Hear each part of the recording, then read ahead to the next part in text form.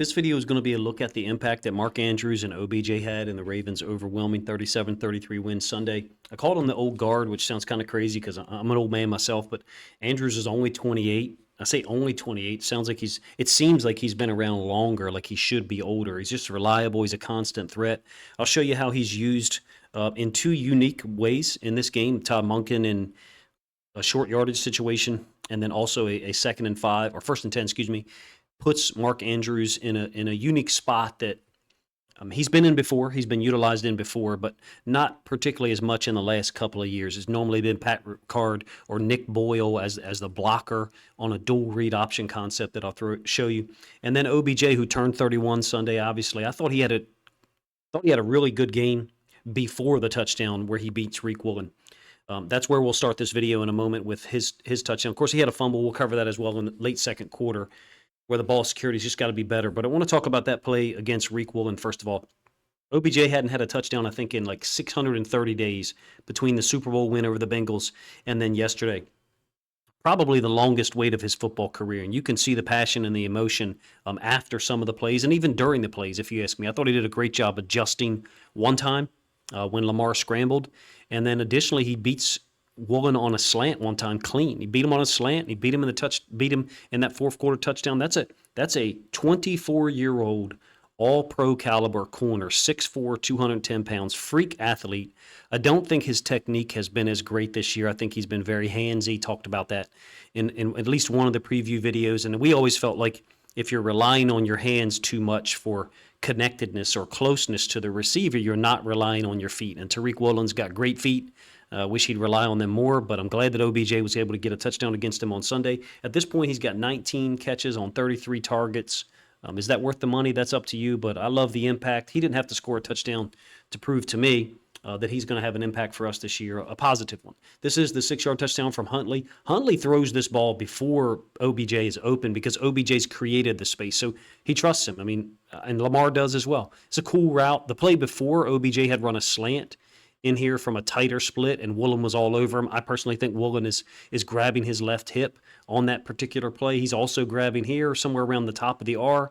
When OBJ cuts to the outside, Woolen is relying on his hands so much that when they slide off of OBJ, to me, is when he loses more connectedness to the receiver. I feel like this is a perfect illustration of a really athletic guy relying on his hands too much as opposed to his feet, and OBJ doing, that looks like the Cruz dance to me, the Victor Cruz dance from his days with the Giants. But end zone angle, same play, we'll cycle back through all of their contribution during the game. I think Huntley's doing a great job when he comes in. I'm glad that they got him run from 13, 12 minutes left in the game. I'm glad we were in position to get Lamar off, particularly after that fourth down conversion run that appeared to bother his ankle. All right, so let's cycle back through. OBJ made plenty of impactful plays so far this year, particularly on third down. He had the big slant against the Titans, another one against the Lions on a slant 2 weeks ago at home. He had two really big third down catches against the Texans in week 1 here in the slot. On that theme, second quarter, or third possession, just shoot route out into the flats. Bateman essentially running a pick concept. Bateman doesn't run into him, though. So 3rd and 5, complete to OBJ. He's supposed to be guarded by Devin Witherspoon. You can see all the space that's been created by the pick or rub concept. But, hey, teams have done this to us for years. Remember when we had Wink Martindale as our defensive coordinator? Not to take shots at him, but teams got first downs on us often on these concepts. We're not going to turn them down. We're not going to decry them just because it's 31-year-old OBJ who's the beneficiary of them in this case. 2 plays later, you're going to have a 9-yard completion to Andrews on a 2nd and 10. First of all, I love the motion. Stacey Van Diver was talking about this in our Discord. This is a great play by Brooks, their inside linebacker. He's to the boundary, which is where he always is. So we're getting the matchup that we want. Andrews in this kind of sail motion comes all the way across the field, and Brooks follows him. It's a great job of getting Andrews open, of him winning against man coverage against a linebacker where we know who will be defending him. Lamar is focused on him. Wagner is on Justice Hill. And it looks like to me a 5-man rush because of a nickel blitz, and Lamar is able to stand in there, get it to Andrews for 9 yards. A little bit later during the drive, once the quarter has flipped, this is going to be Andrews for 9. A 1st and 10 from the 22. It's a nice job, if you ask me, of utilizing Likely and Andrews at the same time as pro slot. So the pro side is up here. You've got the tight end, Andrews, and the Z receiver, Flowers. Z means he's off the line. And then the slot tight end with the X receiver back to the other side. Pro slot B, motioning Likely across. Normally that's Ricard in this pro slot formation. So we go on 12 personnel to do this. Snag flat. Flowers running the snag. Likely out in the flat. And they've brought someone from the inside, so we're able to open it up for Andrews. Lamar with that nice little sidearm delivery. I'll give the end zone angle so you can see it. Another 9 yards. Witherspoon and Wagner, I think, on the tackle. End zone angle, same play. Again, Andrews here, Likely going to motion through, run out into the flats. And then you got the snag by Flowers, which is just an angled hook. They bring a DB, I think it's Adams off the edge. Andrews wide open, so you got a real problem with their coverage that no one on the guy in the middle of the field. Wagner was defending the snag by Zay. 9-yard gain. That directly led, those two plays directly led to this 4-yard touchdown run by Gus, where I thought Ricard did an amazing job. First of all, cool ass hit by Quandre Diggs on Gus running downhill untouched at the goal line to flip him over. But we did a great job with our blocking in these shortage situations, particularly the run by Lamar. We're not unbalanced here. Ronnie and Simpson is the left tackle and left guard. We're not unbalanced, but we've got a 5-man surface to give them to deal with. You can see numbers-wise, they're just outnumbered. 1, 2, 3, 4. If the backside inside linebacker doesn't get there, there's just not numbers in this short yardage situation. In this case, the 5th guy that shows up is the safety, and it's too late, even though it's an impressive hit on a downhill runner like Gus Edwards. Outnumbered at the point of attack by alignment, and then defeated by the blocking scheme because Ricard, I thought, did a great job of getting this guy down here. And also, I thought Macari did a good job trying to combo up to Brooks, the backside inside linebacker. You can see we got hats on both of those guys. Huge lane for Gus. You don't want to call it easy when you get flipped into the end zone, but that's about as easy as it gets down there on the 4-yard line. So the Ravens go up 7-0. We wasted our 4th possession. This is going to be our 2nd scoring drive, so this is our 5th possession. We wasted our 4th possession on that. I got to digress for a second on that empty play call that I thought was horrible, the strip sack by Boye Mafe. But this is after an 11-yard run by Keaton Mitchell. I think we're in a hurry-up situation, 1st and 10, -29. OBJ here, I think, is going to be the initial target of Lamar against zone. Right now, Wagner is in the window. OBJ is going to fold over the top. By the time he gets in a window, it looks like Lamar is dealing with pressure directly on top of him from, I think, the left side. Maybe it's the center. Lamar peels out of there, and look at OBJ. Just this is what he does on 3rd down situations, unsettled situations. I can see him making a huge catch in a game just like he did against us. Think about what he did against us in 2021. That 4th down catch, basically, and then the touchdown catch to win the game. If he doesn't make that 4th down catch, we win the game probably. We probably don't get to draft Kyle Hamilton, but be that as it may, he can make these plays, 3rd downs, unsettled situations. It doesn't, to me, matter who the quarterback is. OBJ is going to make himself available, and then you can see he's super excited and pumped up. I think he could sense that he was having an impact on the game. Unfortunately, he did have the fumble, his lone gaff that I'll show you in a minute. Linderbaum actually doesn't do a bad job here. Maybe he hooks this guy with his right arm, but it's a stunt from the right-hand side's Frank Clark. Linderbaum lets go of him eventually. Lamar works back across his body over the middle of the field, which so many people don't want you to do, but all of the rules don't apply to Lamar Jackson, particularly when he's playing well. Lamar and Keaton Mitchell took care of the rest of that drive. Again, that was our 5th possession before Gus punched it in again from 3 yards out this time to make it 14-0. And then this is OBJ's lone gaff or lone real mistake of the day. He's down here at the bottom side of the screen, kind of in the shade. Pass complete. Nice route, if you ask me, against Trey Brown. Trey Brown's an underrated corner, man. He's a really good player.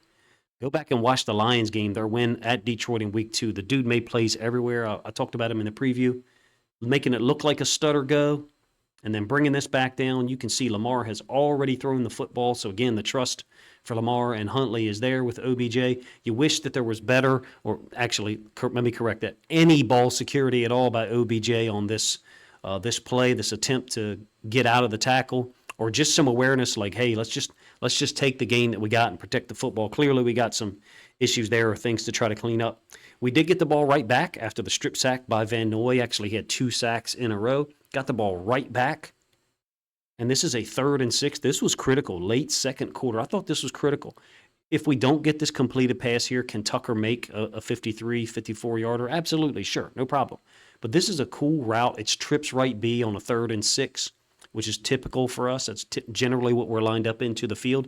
Andrews is going to get over top of the linebacker level, and I think Aguilar brings his underneath of the linebacker level. In some ways, you would say this is kind of like a sucker route by Aguilar, but it's a real read by Lamar. He's looking for Andrews or Aguilar. The linebacker loses connection with Andrews. Great throw when you get the end zone angle. You'll see the lane that Lamar has to throw it in. And then the backside safety, I think it's Julian Love trying to converge on the football. Off screen for you guys, Aguilar is going to come in from our left-hand side. You can see Andrews' helmet right here. He's going over top of the linebacker level. Lamar's got either choice, fires it in there, and Julian Love closes down. It's difficult to see because the end zone angle doesn't really give us a great view of it, and you can see that we're well-trained. Andrews didn't give the ball to the ref. He gave the ball to the center, who's assigned to give the ball to the ref. Why? Because the center is going to be where the ball's spotted. So well-trained, and you can tell that Linderbaum is one of those guys that follows through on directions, I guess. That sets us up for the spike where the broadcast and neither of this view really sees Lamar spike the football, but I guess he did. And Justin Tucker's 37-yard field goal, kind of a chip shot, makes it 17-3 at the half. We, of course, get the big run by Gus to open the third quarter, 42-yard run, get a field goal out of it, and then our defense gets a stop. We get a big return by Duve on the punt return, and then Andrews really gets going underneath. This is second possession of the third quarter, going to end up being a bunch formation to our right. 3rd and 8, you can tell there's a lot of work being done by Andrews on third down, and OBJ. Those guys are, along with Aguilar, I feel like the guys Lamar looks for. Julian Love has given Andrews a lot of good work here. Andrews beats him, ends up being a 7-yard gain on 3rd and 8. Again, we're up 20-3 at this point, and we do what Todd Monken often does. We hurry up to the line and put the defense in position to have to defend something. That screen is actually wrong. That's the previous down and distance like I talked about. So this is 4th and 1 from the negative 49. Hurry up, and we get them to jump off sides. Very cool that Zeitler reached out to touch him, and we didn't snap the football. If you know what I'm saying, you know what I'm referring to. All right, 3 plays later, after 2 consecutive losses by Keaton Mitchell, 1 on a run, 1 on a pass. This is 3rd and 18. You can see the alignment of these DBs and second-level players. They're clearly playing deep to prevent the first down. Andrews for 16 yards on the chip. So he chips and then releases underneath. He's way better after the catch than people give him credit for. I still think this is a great play by Bobby Wagner. And I think that's Julian Love down there on the sideline as well. I didn't point it out pre-snap a minute ago, but that's Andrews here. He's going to chip and then release. So you've got Hill chipping on Boye Mafe to help Ronnie Stanley out. And then I think that's Andrews chipping Clark. I believe that's Clark up there to the top. Underneath the zone. Verticals, just carrying these guys out of there. All it's doing. Carrying these guys out of there. Andrews catches underneath. 3rd and 18. I mean, even if we don't get the first down, we're theoretically close to field goal range. And then I thought this was one of the calls of the game. Brilliant play call because of we sub in. So we sub Ben Cleveland on. So we're not just unbalanced. We're unbalanced with 6 offensive linemen on the field. What I really like about this one is there's no running back in the backfield. We let Gus line up off, so Cleveland had to have reported eligible. In the NFL, you have to do that. In high school, you don't. It's a power play, so the left guard Simpson's going to pull for the front side backer. You're going to get, or backside backer, excuse me. Ricard's going to kick out on the front side edge defender, 9 technique, if you will. You can see Simpson pulling. Lamar skips through. Wagner grabs his ankle. It's just football, man. That's what people do. It's one of the negatives to running with your quarterback is that you put him at a little bit more risk. But you can see the alignment that we've got. Stanley, Macari, Zeitler, and then Cleveland has been subbed on after that catch. So we must have done this quick. So credit to the Ravens offensive staff and Cleveland and the other guys for being able to get him on the field quick and get this going. Now, I will say this. Cleveland's got to finish this block. If we finish this block and get to the correct surface area on Wagner, Wagner isn't able to get to Lamar. Quandre Diggs probably still makes the tackle, or Jamal Adams. But my point is, I don't think it was a great job by Cleveland in that play. But in any case, we still did convert the first down. And then this is OBJ's other win against Reek Woolen. I mean, it's a clean win. There's really nothing to say about it. Doesn't mean Reek Woolen ain't no good. It just means he got beat twice by OBJ. This one's on a slant on a 2nd and 6 from the plus 31-yard line. Again, it's pro slot. So if you remember before, at a pro slot, now it was the other direction. Zay Flowers ran the snag, likely ran out in the flats, and then Andrews sat his route down in the middle of the field. These two routes weren't really that close to what the route by Flowers and the route by Andrews weren't really as close as what I just drew on the screen. But conceptually, that's what we ran. Now, this case, we go backside to the X. Look at the routes we run up top. Same exact 3 routes that we ran on the previous time we ran pro slot, except Lamar goes backside, hits OBJ for a 14-yard gain. 1st and 10 at the plus 17, and this is cool. This is one of the first, I guess really it's the second of 3 great iterations of us going unbalanced. So we've got Stanley and Macari on the same side. This is Andrews. Check out these 2 receivers here, Flowers and Likely. I'm glad that Likely executed this efficiently, let's put it that way. So we're unbalanced to our left with the back to our right. So clearly we're setting up to run over here. That's what we do. No.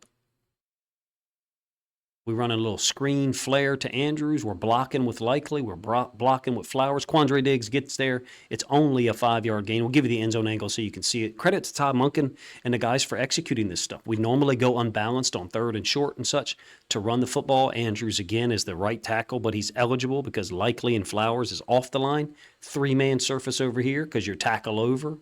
I guess some people just call it tackle over, not unbalanced. It's a read by Lamar. Flips it out there to Andrews, only a 5-yard gain. Like I said, we settled for a field goal there to make it 23-3. Skipping forward a little bit here. This is the 2nd and goal from the 6 when Huntley's in the game early 4th quarter. Andrews really only got one more target, and you can see Reek Woolen is all over him. Really tight coverage. I think he's got his left hand on his hip some, but you're not going to call that. That's the game of football. Likely, I thought, played really well during the game. Great job by Woolen. Just nowhere to get that football thrown to. But credit to the Ravens offensive staff and to Beckham and Huntley. He's going to release inside, get to about the top of the R, and then bring this thing back and loses him. I mean, he just wins this route. Doesn't mean that Reek Woolen's not a great player. He lost this route clean. There's really nothing else to say about it.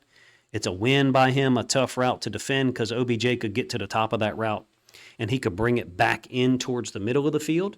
And Reek Woolen doesn't know it. I offer to you that if he's using his feet and not his hands, because you'll see him slide off a little bit when he loses connection, and it's over. I think he's too good of a football player to be relying on his hands that much. All right, let me rewind back a little bit. This is 1st quarter, I think, and talk about this unbalanced play. Tackle over, Stanley and Macari on the same side. This is Ricard, and this is dual read option. So Lamar and Andrews is both reading up to the top side. Boye Mafe runs down the line with Lamar. It's a 2nd and 1, I think, from the 13. So the read man is tucked in here. Boye Mafe, Lamar and Andrews are both reading him. This is for all the people who say that Lamar doesn't read the option. When this guy goes down the line of scrimmage, if Andrews loops out and Lamar keeps it, that means they read it, both of them. And I've seen this before. If Andrews veers underneath, and let's say the edge defender goes up the field, got 2 lines here, my apologies. Let's say the edge defender was to go upfield, and you would see Andrews veer underneath and Lamar keep it, Lamar probably misread it. That's a fact. That's the way it works out sometimes. It hasn't happened much this year. He's read it pretty well, if you ask me. Seen it in previous years, but when you run the option 14, 15 times a game, you're going to see some misreads. Let's get back to the unbalanced nature of it. It's a 9-yard gain. I think it's a great job by Woolen down here. Gets his hands in the middle of Andrews' chest, but just talk about the usage of Andrews. He's expected to, from this position, and he's here specifically at this alignment, this wide from Lamar because that puts him at the precise position to read this edge defender with the timing to either loop outside like he does or cut it up inside and go get the front side inside linebacker if it's a give read.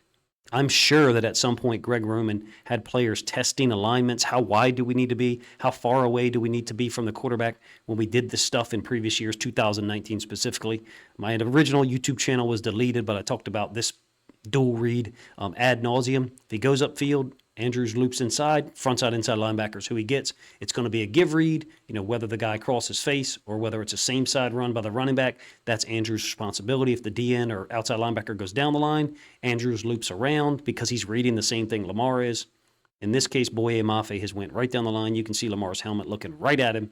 Easy keep read. Could have been a touchdown. The thing I love about it is it's backside of unbalanced. We're now in a position where we are showing people on film.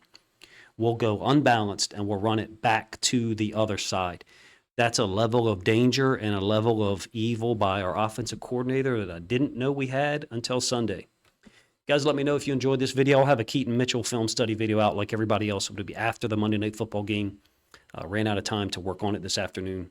Appreciate you guys' time. Let me know what you think of OBJ and Mark Andrews' contribution. I guess we didn't, quote, need it to beat the Seahawks, but I think they made some key plays on third down and some big plays in terms of Andrews being used as a blocker on that run play, that dual read that I just looked at the end of this video. Appreciate you guys' time. If you think other Ravens fans would appreciate this content, please consider grabbing a link to this video, share it out on social media to help this video get more reach.